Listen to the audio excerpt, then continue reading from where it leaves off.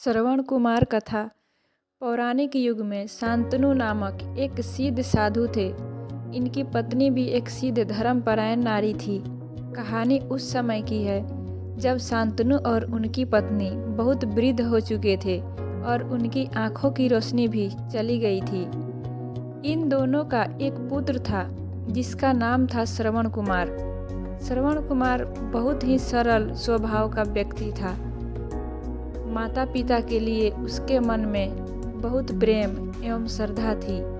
वो दिन रात अपने माता पिता की सेवा करता था। अपने माता पिता का बच्चों की तरह लालन पालन करता था। उसके माता पिता भी स्वयं को गौरवशाली महसूस करते थे और अपने पुत्र को दिन रात हजारों दुआएं देते थे। कई बार दोनों एक दूसरे से कहते कि हम कितने धन्य हैं कि हमें श्रवण जैसा मातृभक्त पुत्र मिला, जिसने स्वयं के बारे में ना सोचकर अपना पूरा जीवन वृद्ध नेत्रहीन माता पिता की सेवा में लगा दिया। इसकी जगह कोई अन्य होता तो विवाह के बाद केवल स्वयं का हित सोचता और बूढ़े नेत्रहीन माता पिता को कहीं छोड़ आता और खुशी से अपना जीवन यापन करता। जब यह बात श्रवण ने सुनी तो उसने माता पिता से कहा कि मैं कुछ भी भिन्न नहीं कर रहा हूँ। यह मेरा कर्तव्य है। जब मैं छोटा था तब आपने मुझे इससे भी ज़्यादा अच्छा जीवन दिया और अब मुझे यह सौभाग्य प्राप्त हुआ है कि मैं आपकी सेवा करूं। आप दोनों जो भी इच्छा रखते हैं मुझसे कहें, मैं उन्हें अवश्य पूरा करूंगा। तब शांतनु और उसकी पत्नी कहते हैं, पुत्र श्रवण, हम दोनों की आयु बहुत हो चुकी है। अब जीवन का कोई भरोसा नहीं है। किसी भी समय हमारी आंखें बंद हो सकती है। ऐसे में हमारी एकमात्र इच्छा है, हम तीर्थ यात्रा करना चाहते हैं। क्या तुम हमारी यह इच्छा पूरी कर सकते हो? श्रवण कुमार अपने माता पिता के चरणों को पकड़कर अत्यंत प्रसन्नता के साथ कहता है, हाँ पिताश्री, यह तो मेरे लिए परम सौभाग्य की बात होगी कि मैं आप दोनों की इच्छा पूरी करूं। श्रवण अपने माता पिता को तीर्थ करवाने हेतु एक कांवड़ तैयार करता है, जिसमें एक तरफ शांतनु एवं दूसरी तरफ उसकी पत्नी बैठती है और कांवड़ के डंडे को अपने कंधे पर लादकर यात्रा शुरू करता है। उसके हृदय में माता पिता के प्रति इतना स्नेह है कि उसे उस कांवड़ का लेश मात्र भी भार नहीं लगता। अपने पुत्र के इस कार्य से माता पिता का मन प्रसन्नता से भर उठता है और वे पूरे रास्ते अपने पुत्र श्रवण को दुआएं देते चलते हैं। तीर्थ करते समय जब वे तीनों अयोध्या नगरी पहुंचते हैं तब माता पिता श्रवण से कहते हैं कि उन्हें प्यास लगी है। श्रवण कांवड़ को जंगल में रखकर हाथ में पत्तों का पात्र बनाकर सरयुग नदी से जल लेने जाता है। उसी समय उस वन में अयोध्या के राजा दशरथ शिकार पर निकले थे और उस घने वन में वह हिरण को शिकार बनाने के लिए उसका पीछा कर रहे थे। उसी वक्त उन्हें घने जंगल में झाड़ियों के पार सरयुग नदी से पानी के हलचल की आवाज़ आती है।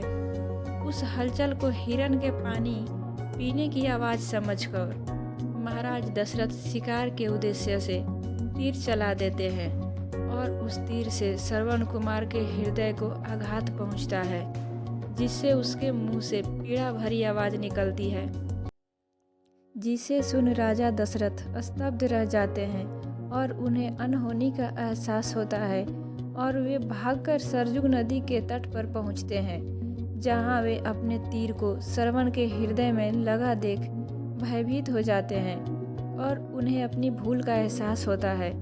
राजा दशरथ श्रवण के समीप जाकर उससे क्षमा मांगते हैं। तब अंतिम सांस लेता हुआ श्रवण कुमार महाराज दशरथ को अपने वृद्ध नेत्रहीन माता पिता के बारे में बताते हैं और कहते हैं कि वे प्यासे हैं, उन्हें जाकर पानी पिला दो और उसके बाद उन्हें मेरे बारे में कहना। और इतना कहकर श्रवण कुमार मृत्यु को प्राप्त हो जाते हैं।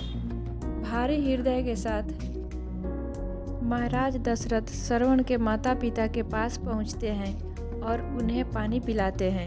माता पिता आश्चर्य से पूछते हैं उनका पुत्र कहाँ है। वे भले ही नेत्रहीन हो पर वे दोनों अपने पुत्र को आहट से ही समझ लेते थे।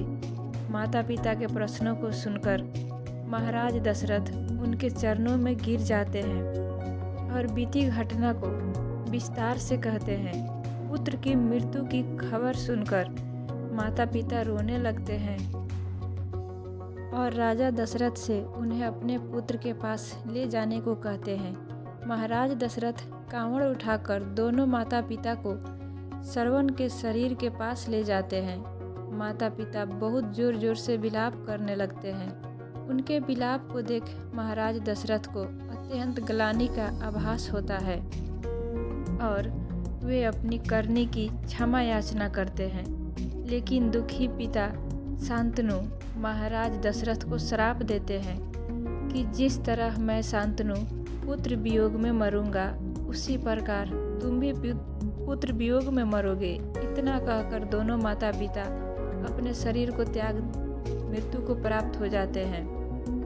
महाराज दशरथ श्राप मिलने से अत्यंत व्याकुल हो जाते हैं और कई वर्षों बाद जब उनके पुत्र राम का राज्याभिषेक होता है तब माता कैकेयी के वचन के कारण राम, सीता और लक्ष्मण को 14 वर्षों का वनवास स्वीकार करना पड़ता है। और इसी तरह महाराज दशरथ की मृत्यु भी पुत्र वियोग में होती है। अपने अंतिम दिनों में उन्हें शांतनु के कहे शब्द याद आते हैं और वे राम के वियोग में अपना शरीर त्याग देते हैं। हमें यह कहानी यही शिक्षा देती है कि बिना लक्ष्य को देखे उसे भेदना कई बार आपको गलती का पात्र बना देता है और आप ना चाहते हुए भी दूसरों के दुख का कारण बन जाते हैं। यह थी श्रवण कुमार की कहानी। अपने माता पिता के भक्ति के कारण ही श्रवण कुमार पुराणों में जीवित है। श्रवण कुमार सदैव अपनी मातृभक्ति के लिए जाने जाते हैं। उन्हीं की कहानी सुनाकर माता पिता अपने बच्चों को संस्कारित करते हैं।